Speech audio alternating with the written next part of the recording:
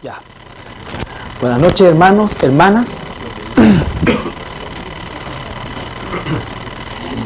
Bueno, continuamos hoy día con el estudio de Apocalipsis y quiero recordarles siempre que lo que estamos haciendo como una estructura para el estudio o del estudio es estudiar los actores, los personajes, ¿no es cierto?, por separado, para después, por supuesto, estudiar los eventos, ¿no es cierto?, en los cuales participan estos actores y poder tener nosotros un poco más de claridad respecto a esos mismos eventos, porque Apocalipsis es un libro que vale la pena estudiarlo de esta manera, ¿no es cierto?, porque obviamente cuando estamos describiendo los eventos sin tener claro los actores de estos eventos, nos puede producir un grado mayor de confusión, ¿ya?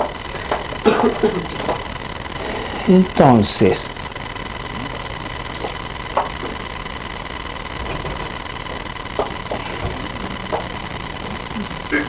lo último que vimos, ¿no es cierto?, es el falso profeta.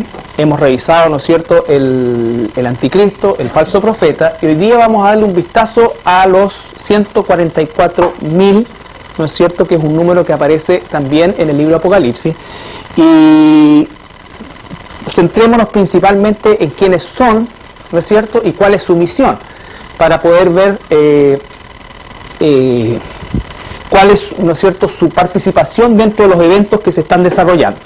Por ejemplo, hoy día vamos a ver el capítulo 7 de Apocalipsis, una parte del capítulo 7 de Apocalipsis, pero les recuerdo que esto corresponde al segundo sello, ¿no es cierto?, que aparece el jinete rojo, ¿no es cierto? Si pudiéramos hacer nosotros un pequeño recuento, diríamos, ¿no es cierto?, que los 3 primeros años y medio corresponden al jinete blanco, con todos los eventos que ya vimos que se sucedían en ese instante, ¿no es cierto?, donde destacan principalmente el recibimiento que hace Israel de este anticristo, primero como un líder político y segundo lo levanta a la categoría de su Mesías, ¿no es cierto?, y eso ocurre junto con la reconstrucción del templo o la construcción del tercer templo. Ahora, lo que estamos viendo a partir del segundo sello ocurre desde la segunda mitad de estos 3 años, de estos 7 años, ¿no es cierto?, y comienza a desarrollarse ahí. Y lo que es el sello del jinete rojo, ¿no es cierto?, que significa la guerra, primero sale blanco, segundo sale, ¿no es cierto?, rojo, y los siguientes jinetes, tanto el negro de la escasez como el amarillo de la mortandad, son consecuencia de este jinete rojo, ¿ya?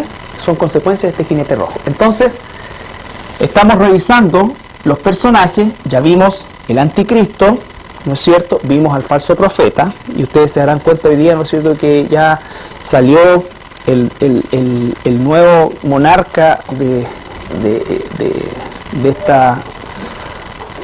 Babilonia, ¿no es cierto?, y es jesuita, ¿ya? Y bueno, recuerdan ustedes siempre que se hablaba del famoso Papa Negro, el Papa Negro, bueno, yo siempre les dije que el concepto negro no tenía que ver con el color de su piel, sino que con la vestidura que él tiene. Y los jesuitas de por sí, recuerden ustedes que son los únicos que utilizan traje no, entre comillas, sotana, sino que usan ellos un traje oscuro negro. Ya por eso se le llamaba siempre el Papa Negro, porque en definitiva es el que lleva, por así decirlo, todo lo que es la parte de la administración del Vaticano.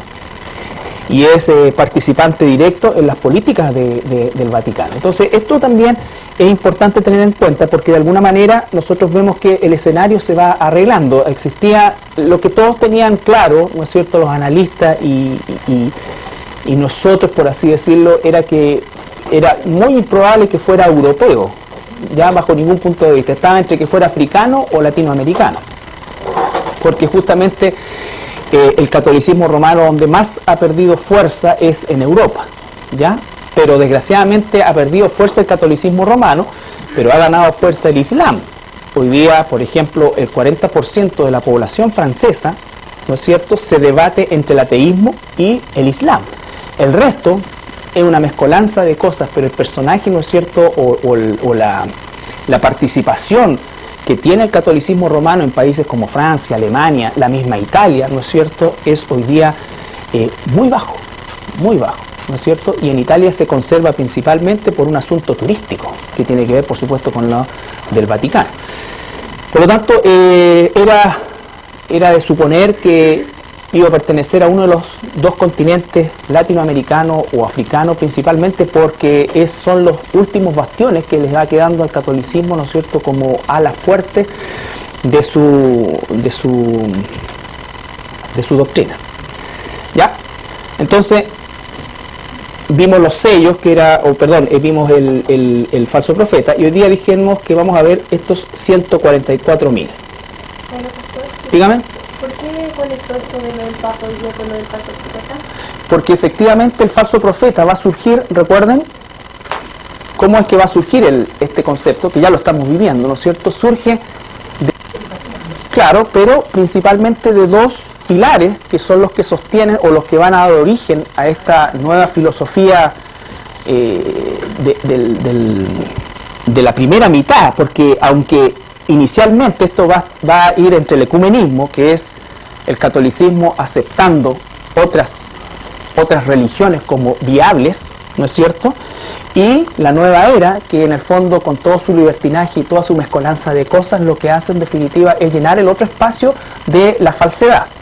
Ahora, de estos dos va a surgir, o de estas dos instancias, sin duda alguna va a surgir el movimiento del falso profeta, que en los 3 primeros años y medio, ¿no es cierto?, la función del falso profeta va a ser, por eso es que dice que es un lobo, pero que es un cordero con cuernos que habla como dragón.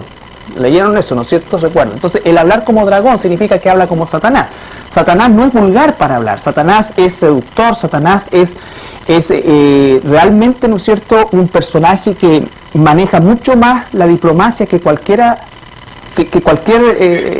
no sé, diplomático o cualquier persona, ¿no es cierto?, carismática. Entonces, el falso profeta lo que va a hacer es, en definitiva, provocar una gran unidad mundial desde el punto de vista religioso en función de un consenso. Pero eso va a ser la primera cara, porque la segunda cara es la real. Finalmente, el falso profeta va a guiar a la población del mundo a un monoteísmo entre comillas, ¿no es cierto?, que va a ser la adoración únicamente a la bestia, y de hecho va a ser tal la demanda que los que no se marquen van a ser ejecutados. ¿Ya? Entonces, esto de peace and love, y de que todos los caminos llegan a Dios, y que, ¿no es cierto?, la tolerancia y todo esto es solamente un anzuelo para aglutinar masas, pero finalmente el propósito del falso profeta es hacer que los moradores de la tierra, como dice la Escritura, adoren a la primera bestia, que es el anticristo. ¿Estamos? Entonces, estos 144.000 aparecen en dos capítulos, y vamos a leer primero Apocalipsis capítulo 7, versículo 1 al 8. 144.000. El número claramente implica el tema de 12, y 12 significa gobierno y significa también autoridad. Entonces estos 144.000 salen de una autoridad dada por Dios, ¿no es cierto? Y ahora vamos a leer 7:1 al 8, que describe la primera parte del ministerio de estos 144.000. Luchito, por favor. Después de esto, vi a 4 ángeles en pie sobre los 4 ángulos de la tierra, que tenían los 4 vientos de la tierra, para que no soplase viento alguno sobre la tierra, ni sobre el mar, ni sobre ningún árbol. Vi también a otro ángel que subía de donde sale el sol, y tenía el sello del Dios vivo, y clamó a gran voz a los ángeles, a quienes se le había dado el poder de hacer daño a la tierra y al mar, diciendo: no hagáis daño a la tierra ni al mar, ni a los árboles, hasta que hayamos sellado con su frente a los siervos de nuestro Dios. Y oí el número de los sellados, 144.000 sellados de todas las tribus de los Israel. De Judá, 12.000 sellados. De la tribu de Rubén, 12.000 sellados. De la tribu de Gad, 12.000 sellados. De la tribu de Aser, 12.000 sellados. De la tribu de Neftalí, 12.000 sellados. De la tribu de Manasés, 12.000 sellados. De la tribu de Simeón, 12.000 sellados. De De la tribu de Leví, 12.000 sellados. De la tribu de Isaacar, 12.000 sellados. De la tribu de Zabulón, 12.000 sellados. De la tribu de José, 12.000 sellados. De la tribu de Benjamín, 12.000 sellados. Ya. Bueno, aquí la Biblia explica claramente, ¿no es cierto?, que en algún momento de esta segunda mitad de la semana 70, ¿no es cierto?, de la profecía de Daniel, que tiene que ver única y exclusivamente con la nación de Israel. 70 semanas están determinadas sobre tu pueblo y sobre tu santa ciudad. Se está cumpliendo la semana 70 a partir del momento en que la iglesia sale y aparece el jinete en el caballo blanco. Entonces, esta situación que estamos viendo ahora de los 144.000 no está ubicada en esta primera parte, sino que está ubicada en esta segunda parte. Ya vamos a ver, ¿no es cierto?, la misión que tienen estos 144.000. Pero lo primero que tenemos que determinar es que específicamente y claramente, ¿no es cierto?, y expresamente determina que son israelitas, ¿no es cierto?, reales, sanguíneamente hablando. Esto significa, ¿no es cierto?, que, ¿y dónde saber? Porque ustedes saben que existe esta secta, los testigos de Jehová, que dicen que los 144.000 pertenecen a sus filas y que de alguna manera esos 144.000 van a ser, lo cual no tiene ni siquiera ninguna base bíblica, ni tampoco ellos explican la forma en cómo es que llegan a esa conclusión, más que solamente la enseñan, lo cual es totalmente falso y absolutamente falso, porque estos son 144.000 israelitas, desde el punto de vista étnico, desde el punto de vista, ¿no es cierto?, de raza. ¿Y por qué sabemos también que es así? Aparte de todos los argumentos que existen, ¿no es cierto?, que la semana 70, que todo esto, es porque la palabra que se usa para Israel siempre dice tribu.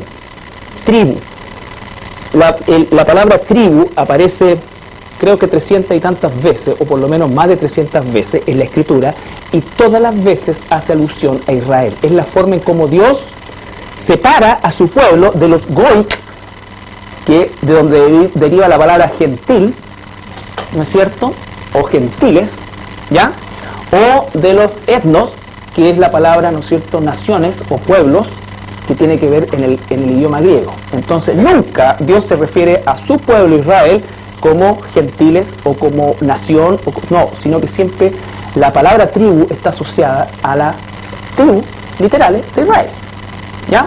Entonces son 12.000 sellados de cada tribu de Israel, ¿ya?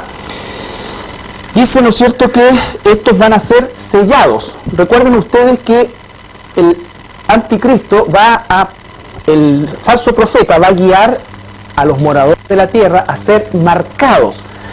Ahora que se ocupa para estos es sellados. Recuerdan ustedes la palabra marca tenía dos aplicaciones que son justamente, ¿no es cierto?, las que dice el libro de Apocalipsis, que es la palabra caracma, que significa caracteres. Por eso es que dice que el número es 666, pero que hay que tener sabiduría porque es un número de hombre. Ahora, caracteres que significan ese número. Y hablamos, ¿no es cierto?, de que el código de barras, por ejemplo, puede ser la forma en que se traslade esa marca, ¿no es cierto?, a las personas, como marca propiamente tal, porque el código de barras, ¿no es cierto?, corresponde a la forma universal de cómo se comercializan los productos hoy día, ¿no? Hoy día no se consigue un tipo de producto, por pequeño que sea o insignificante, sin que tenga un código de barra, ¿no es cierto?, cuando se trata de comercializar. Por lo tanto, nosotros estamos frente a una situación que no es desconocida, sino que ya estamos completamente acostumbrados. Tú en el supermercado pasas, ¿no es cierto?, y el lector, el escáner, ¿no es cierto?, lee un código de barra, cuya primera parte dijimos que eran los caracteres del producto, ¿no es cierto?, y la segunda parte, los caracteres del distribuidor, o exactamente el distribuidor, fabricante o lo que sea.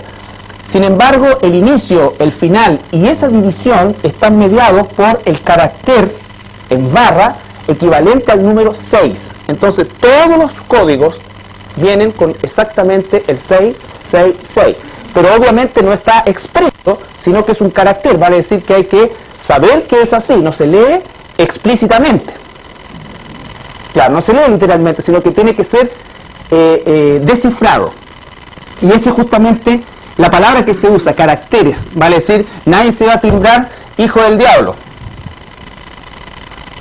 ¿cierto? Si te fuera a poner un timbre hijo del diablo, yo creo que tendrías que estar bastante desequilibrado mentalmente para dejarte, o finalmente satanizado abiertamente, pero nadie así abiertamente va a querer que le pongan un timbre hijo del diablo, ¿ya?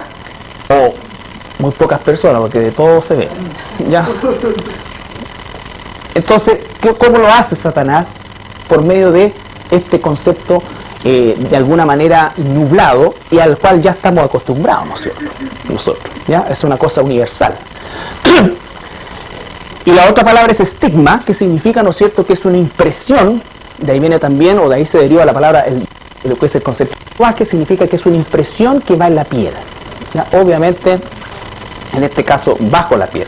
Por lo tanto, es impresionante la palabra marca, en el griego, la lectura que tiene en el idioma original, que hoy día nosotros podemos entender perfectamente. O sea, entonces no tenía el apóstol Juan ningún parámetro para poder, ¿no es cierto?, de alguna manera distinguir lo que estaba escribiendo.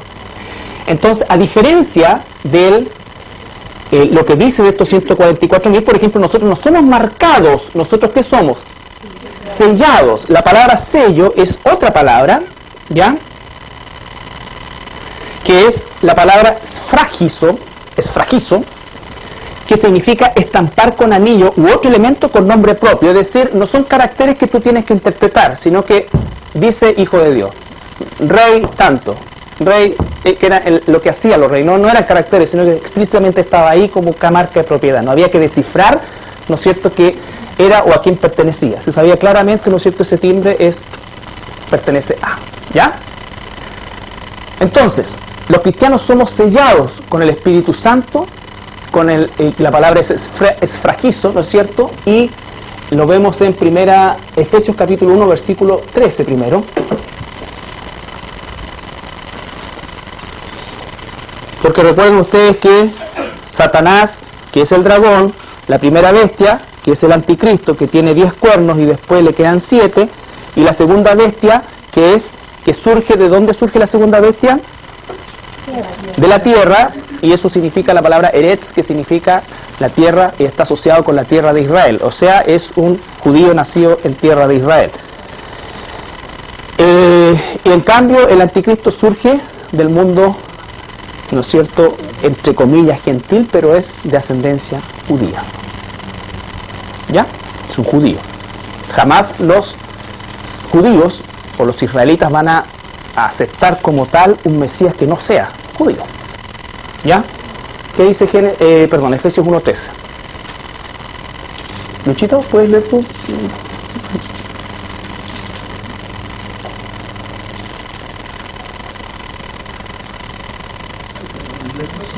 1:13.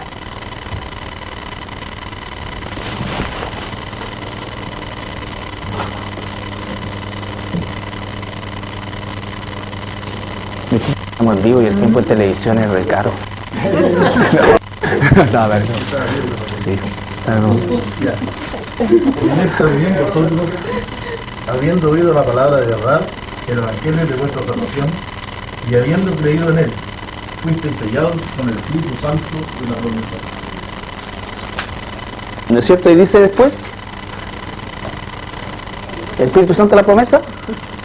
¿Qué más? Y es las arras de nuestra herencia, hasta la redención de la posesión adquirida para la alabanza. La palabra arras significa es la garantía de que pertenecemos a Dios, pertenecemos al Señor, ¿ya? Entonces nosotros somos sellados, los perdidos, los moradores de la tierra van a ser todos marcados, ¿ya? Entonces es distinto del concepto de sellado. Además, la palabra marca se asocia siempre con ganado, no con seres humanos. Los seres humanos, salvo que fueran esclavos, los esclavos eran marcados, ¿no es cierto? Pero el concepto del sello es totalmente, o es distinto, ¿ya? Ahora, dentro de las 12 tribus, no se nombra la tribu ni de Efraín ni de Dan, porque son las dos tribus apóstatas que fueron reemplazadas por ¿qué tribus? Manasés y José. Muy bien, Manasés y José, ¿no es cierto? Y José no, Manasés y José, ¿ya? Entonces, de aquí viene la teoría de que el anticristo va a ser verdaderamente de la tribu de Dan y que se va a hacer pasar como de la tribu de Judá. ¿Puede que lo haga? Claro que puede que lo haga, pero el punto es que ya sea por engaño o por descendencia verdadera, el anticristo tiene que presentarse como descendiente de la tribu de Judá, de lo contrario no puede heredar el trono mesiánico a la luz de los judíos, ¿ya? Entonces, uno de los pasajes que denota esto de Dan y sobre el cual se basan muchas veces para decir efectivamente que el anticristo vendrá de esta tribu apóstata, en Génesis 49, 16 al 18.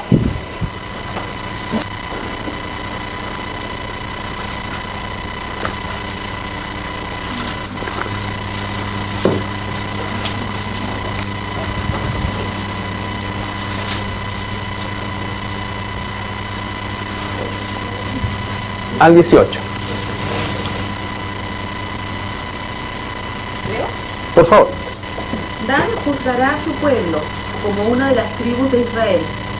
Será Dan serpiente junto al camino, víbora junto a la senda, que muerde los talones del caballo y hace caer hacia atrás al jinete. Tu salvación esperé, oh Jehová. Entonces tiene que ver con engaño. Con Dan, ¿no es cierto?, está relacionado con engaño, con ataque, ¿no es cierto?, encubierto, como una serpiente. O sea, la serpiente no va a atacar al caballo de frente, sino que va a esperar que pase y lo muere por acá. Entonces, eso es uno de los tantos versículos que ¿no es cierto?, se asumen como posible de que den efectivamente la visión de que el anticristo va a ser danaíta y no judío propiamente tal, pero que obviamente lo haga por engaño, vuelvo a insistir, o efectivamente sea descendiente de la tribu de Judá, tiene que presentarse al mundo judío, al mundo israelita, como un judío, ¿ya? De lo contrario no tiene posibilidad de heredar el trono o el concepto de Mesías, ¿ya? Entonces, nosotros los cristianos somos sellados, ¿no es cierto?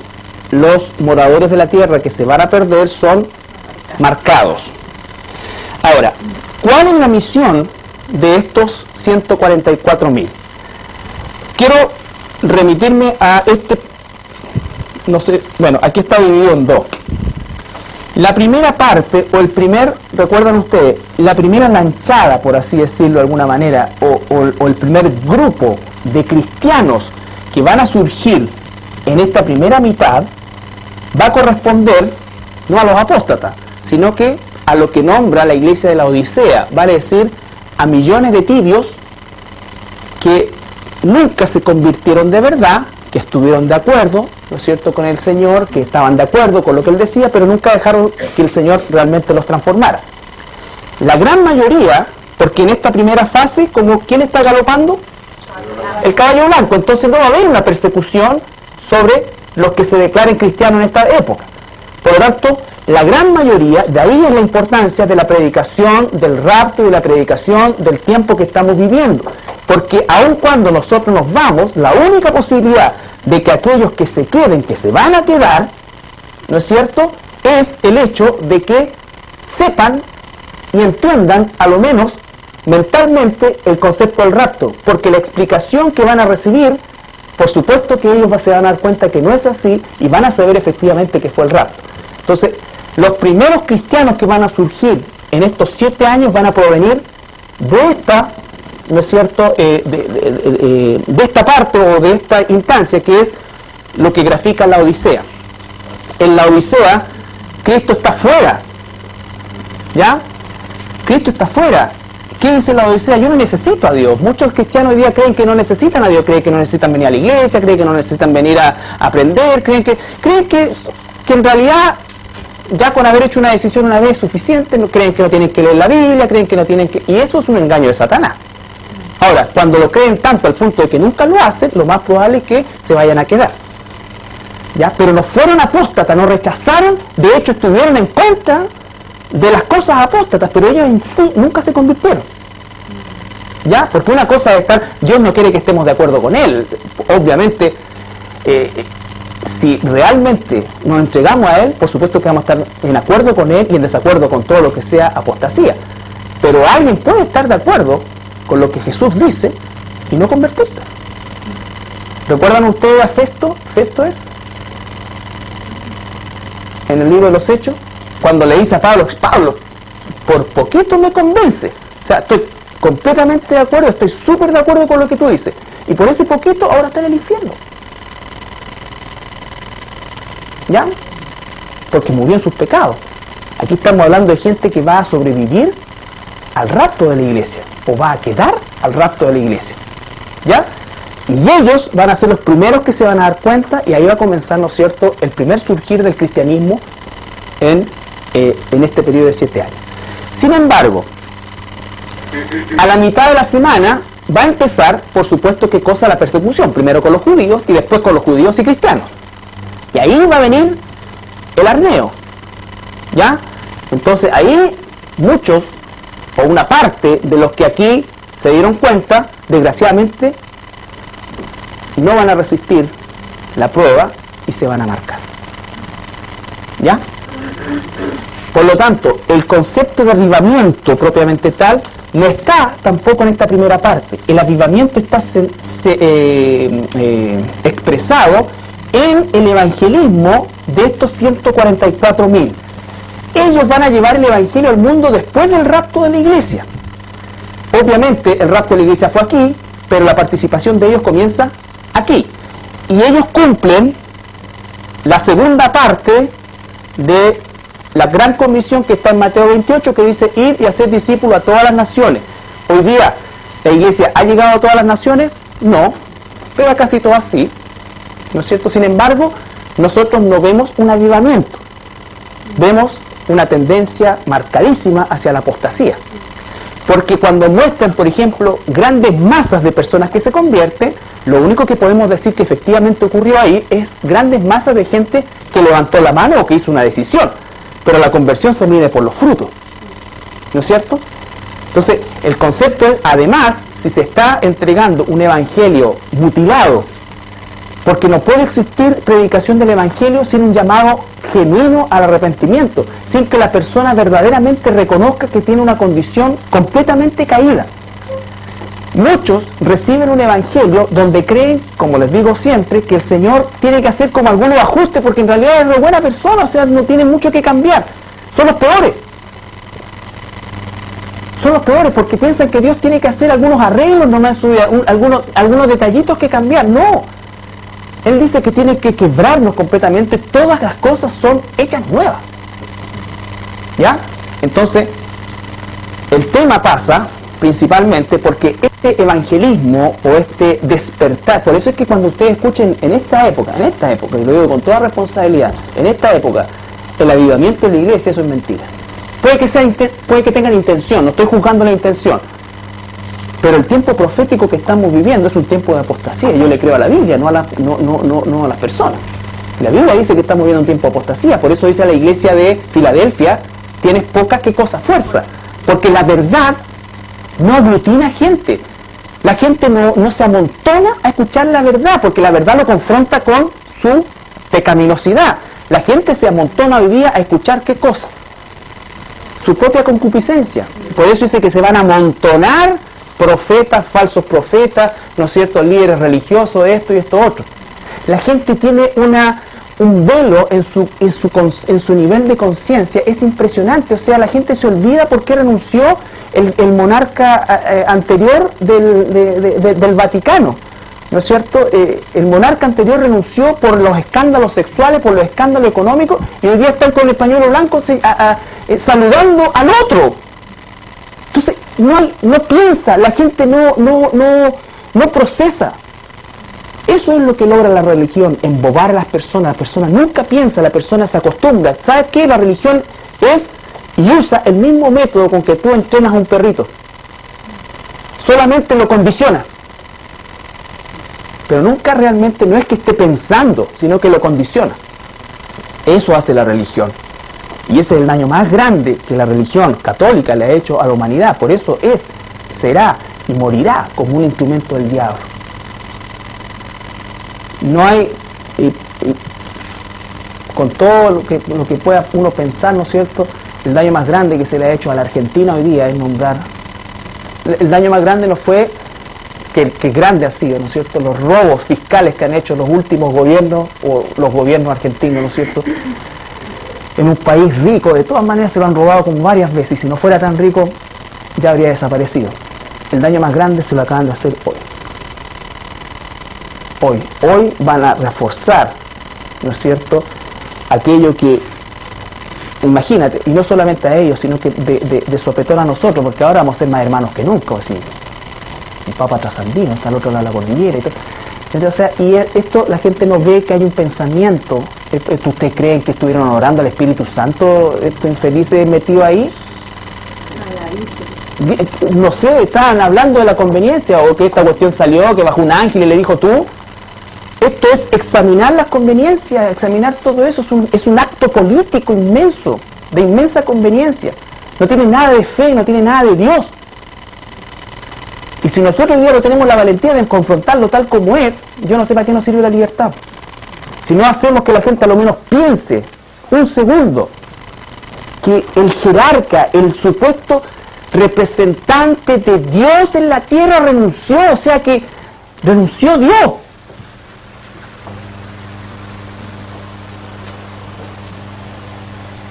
Y ahora hay que elegir a otro.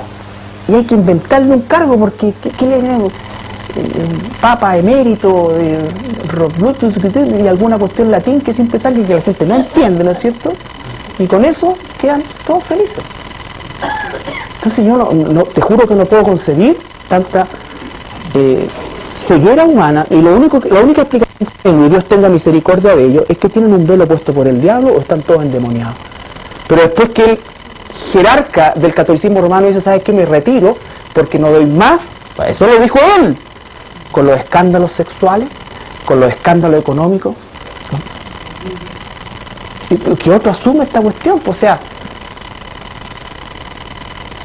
¿acaso las cosas van a variar, van a cambiar? Y todo el mundo lo sabe, ¿viste? Un pañuelito blanco como bobo. Y lo digo con tristeza, no con, aunque me suene como tono de burla, pero es con tristeza, porque realmente la única explicación que yo tengo es que realmente esas personas están endemoniadas nomás, o tienen un velo tan grande porque cuando los confrontan con la verdad, la religión lo que hace es alejarlos de Cristo. Cuando tú le presentas al verdadero Jesús a la gente se arranca. Entonces, estos 144.000 van a evangelizar en la segunda mitad de la semana 70, ¿no es cierto? Y esa segunda mitad de la semana 70 va a estar marcado por un avivamiento real. Mateo 24, del 13 al 15, nos va a dejar claro, tal como lo dijimos varios estudios atrás, el capítulo 24 de Mateo, que muy malamente se utiliza muchas veces, ¿no es cierto?, para asociarlo con la iglesia. No es el 80% de Mateo 24 está relacionado con este tiempo, del 13 al 15.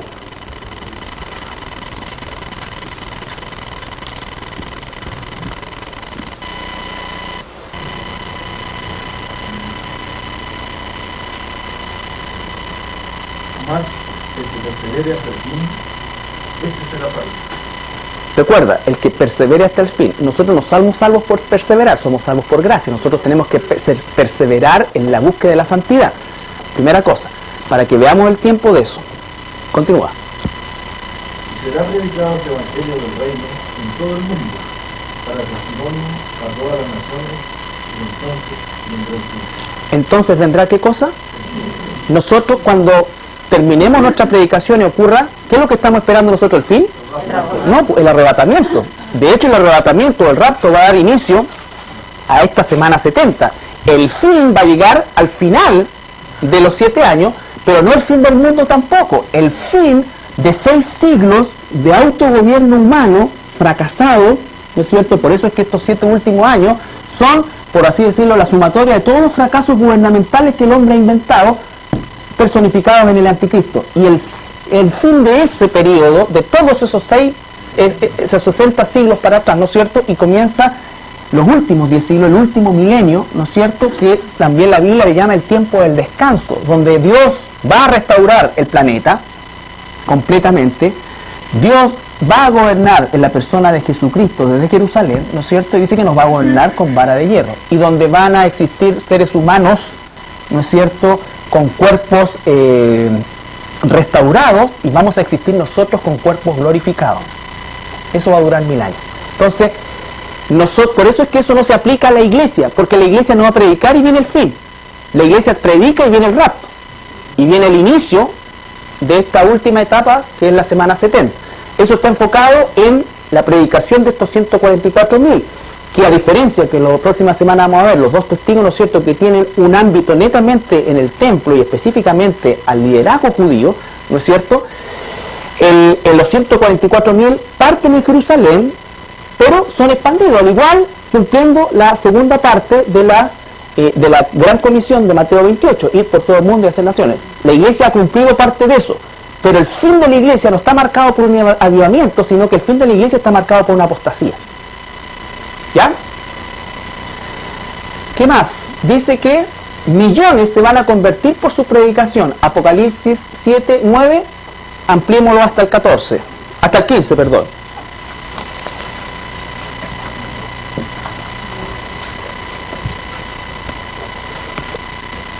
Apocalipsis 7, 9 al 15.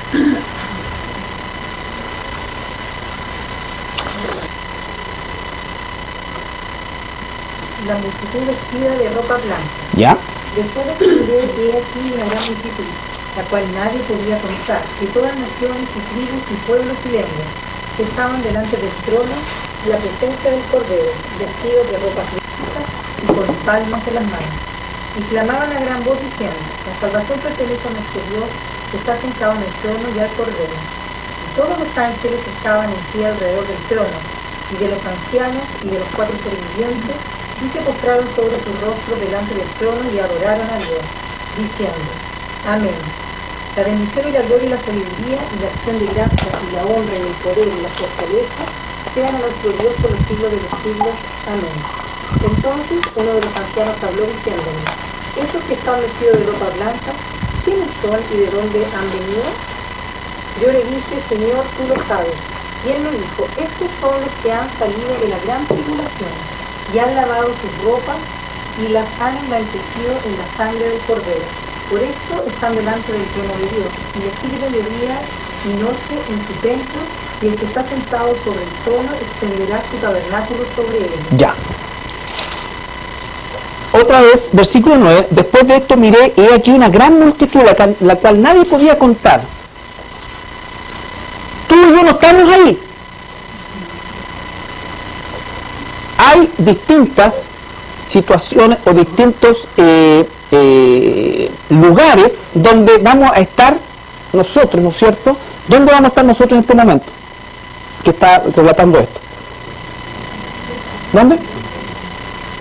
¿Dónde? En el cielo, en las nubes del cielo con el Señor, ¿no es cierto? Por lo tanto, nosotros somos parte de esta multitud. Esta multitud, ¿qué recibimos nosotros cuando llegamos a la presencia del Señor? Corona. ¿A ellos qué se le da? Palma, ¿no es cierto? Para alabar. ¿Ya? Ellos lavan, lo que significa, ¿no es cierto?, que la salvación tuvo un costo para ellos. Para nosotros la salvación es un regalo, para ellos tiene un costo. A nosotros nos lava la sangre de Jesucristo, ellos lavan su ropa en la sangre del Cordero. ¿Y cómo es que la lavan, no es cierto? Y eso denota obra. ¿Cuál es la obra? Entregar su vida. Entregar su vida. Entonces ellos salen de la gran tribulación. De la gran tribulación. Ese es el fruto de este verdadero avivamiento que va a ocurrir en este periodo de la historia. Que ya no es la iglesia, sino que es Israel el que lleva el evangelio al mundo. Y así como en un principio los judíos llevaron el evangelio a los gentiles, se vuelve a repetir la fórmula en que los judíos, al principio de la iglesia, al principio del cristianismo, los judíos llevan el evangelio a los gentiles.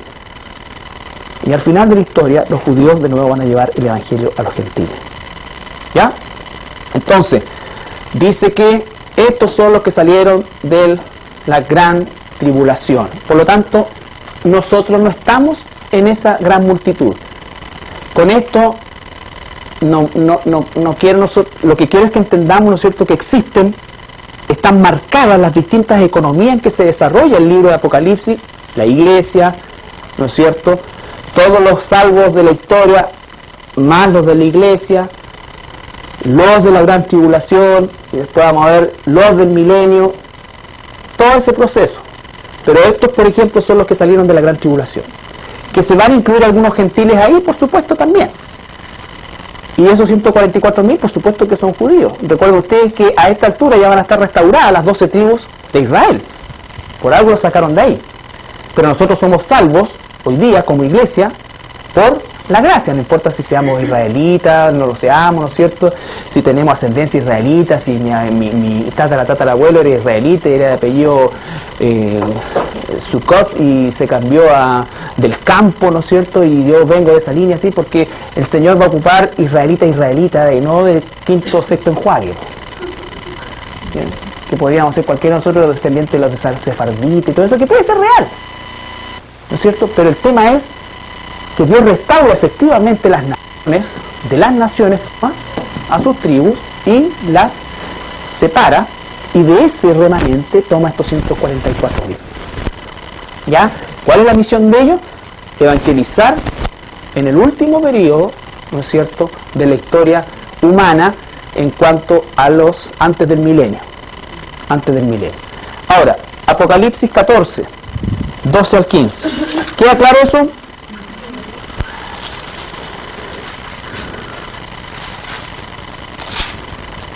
Aquí en Apocalipsis 14, ya los 144.000 murieron. Los mató a todos la bestia, el anticristo los mató a todos ya. ¿Ya? Aquí está la paciencia. No, Apocalipsis 14. ¿Sí? Bien, perdona, Luchito. Dale. Aquí está la paciencia de los santos, que guardan el mandamiento de Dios y la fe de Jesús. Perdón. Apocalipsis 14, del 1 al 5. Está malo esto. Ese 2 no corre y ese 1 tampoco. Sí, solo el coágulo de nuestra secretaria que ya está en edad de jubilación. Y aquí el Cordero estaba en pie sobre el monte de Sion, y con él 144.000 que tenían el nombre de él y el de su padre escrito en una frente. Fíjate, nosotros somos sellados con el Espíritu Santo, pero ellos son sellados con el nombre de Dios y el de su Hijo o el Cordero. ¿Cierto? ¿Cuál es el nombre de Dios? Yo soy Yahweh, Yahshua, que es el nombre de Jesús, es Jehová salva. ¿Ya? Entonces, ellos tienen el nombre. Por eso es que es importante estas grandes diferencias, ¿no es cierto?, que en definitiva nos van arrojando, porque eso, ellos están ahora, dice dónde, no, en el monte de Sión, pero no en la Jerusalén terrenal, sino que en la Jerusalén celestial. ¿Ya? Siga. Y oí una voz del cielo como estruendo de muchas aguas, y como sonido de un gran trueno, y la voz que oí era como de artistas que tocaban sus arpas, y cantaban un cántico nuevo delante del trono y delante de los 4 seres vivientes y de los ancianos, y nadie podía aprender el cántico sino aquellos 144.000 que fueron redimidos de entre los de la tierra. Estos son los que no se contaminaron con mujeres, pues son vírgenes. Estos son los que siguen los corderos por donde quiera que vayan. Estos fueron redimidos de entre los hombres como primicias para Dios y para el cordero. En sus bocas no fue hallada mentira, pues son sin mancha delante del trono de Dios. Ya, entonces nos situamos que están en la Nueva Jerusalén. Ahora, dice que son vírgenes, ¿no es cierto? Si nosotros nos contextualizamos en la cultura judía, tendríamos que decir que estos varones vírgenes tendrán que tener una edad entre 18 y 21 años, que es más o menos lo que se consideraba un varón virgen en Israel, ¿no es cierto? Porque estaba en edad de contraer matrimonio, pero todavía por supuesto no lo había contraído. Así como en el caso de la mujer se le llama doncella, ¿ya?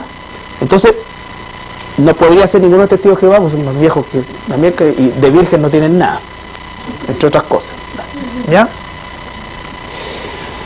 Entonces, no son israelitas, no son vírgenes, son viejos, porque son los que están en Brooklyn, no son los que andan tocándote el timbre acá, y eso no tiene ninguna esperanza.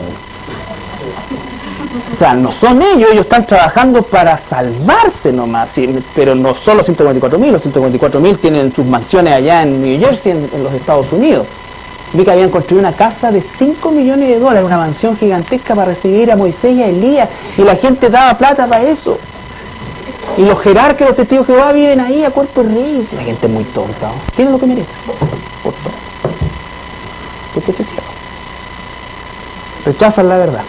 Esa es la otra que le dice, no, pero es que no, entonces no. Tienen lo que quieren tener. ¿Ya? Entonces, dice que estos 144.000 están siempre con el Cordero y fueron tomados como primicias. ¿Dónde están ahora? En el capítulo 14, en la Nueva Jerusalén. ¿No es cierto? ¿Por qué usa el término como primicias?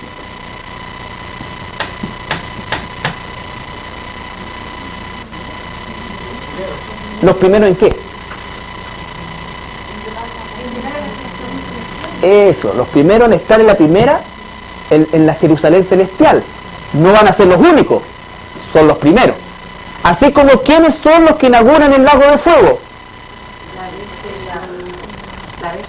El profeta y el anticristo. El falso profeta, las dos bestias, el anticristo, ¿no es cierto?, y el falso profeta. Ellos no son atados, Satanás es atado por 1000 años en el abismo, pero ellos son los que inauguran las primicias, ¿no es cierto?, del lago de fuego. ¿Ya? Ahí tendrán su parte todos los millones de perdidos que rechazaron a Jesús a lo largo de toda la historia. Y por favor no vayan a preguntar por el indecito que está en el Amazonas y que nunca escuchó y cuestión así. Está claro ya qué es lo que va a pasar con ellos y que la justicia de Dios no se equivoca. ¿Ya? La justicia de Dios no se equivoca. Porque nosotros tenemos que preocuparnos y dar gracias a Dios que no vamos para allá. Y si vamos para el cielo y vamos a la presencia del Señor y nuestro destino final, espero que para todos nosotros sea la Nueva Jerusalén, ¿no es cierto?, tenemos que vivir de una manera diferente. Por eso es que hemos tratado el tema de la santidad, de todo esto, porque somos ciudadanos del cielo. Estamos como extranjeros y peregrinos. Que tenemos que hacer las cosas como corresponde, por supuesto, porque somos hijos de Dios, pero nuestra esperanza no está puesta en este mundo. ¿Ya? No es una visión escapista, al contrario. Al contrario, tiene que impulsarnos a ser más diligentes en cada cosa que el Señor nos permita hacer. Pero estos 144.000 son las primicias, son los primeros que llegan a la Nueva Jerusalén. ¿Ya? A la Nueva Jerusalén.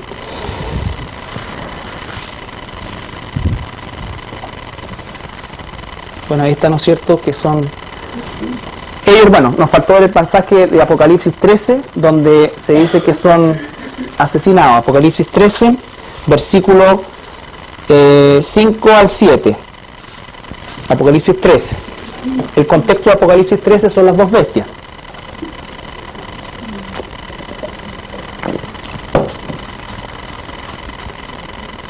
También se le dio boca y hablaba grandes cosas y blasfemias. Se le dio autoridad para actuar por 22 meses. Y abrió su boca en blasfemia contra Dios para blasfemar de su nombre, su tabernáculo y los que moran en el cielo. Y se le permitió hacer guerra contra los santos y vencerlos. También se le dio autoridad sobre la tribu, pueblo, lengua y nación. ¿Se dan cuenta? Se le dio autoridad por 42 meses y ahí recién hace guerra contra los santos. Por eso es que durante los primeros 3 años y medio, los primeros 42 meses, reina, entre comillas, una paz, ¿no es cierto?, donde no hay persecución ni para judíos ni para cristianos. De hecho, es el periodo de romance, ¿no es cierto?, entre Israel y el falso y el anticristo, ¿no es cierto?, y el falso profeta. En cambio aquí, en estos últimos 42 meses, dice que efectivamente ahí se le permite atacar a los santos y vencerlos. Ya a estos 144.000 y a millones más.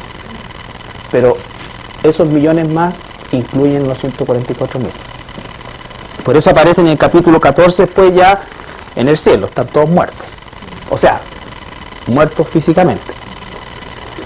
Ya, ¿está claro los 144.000?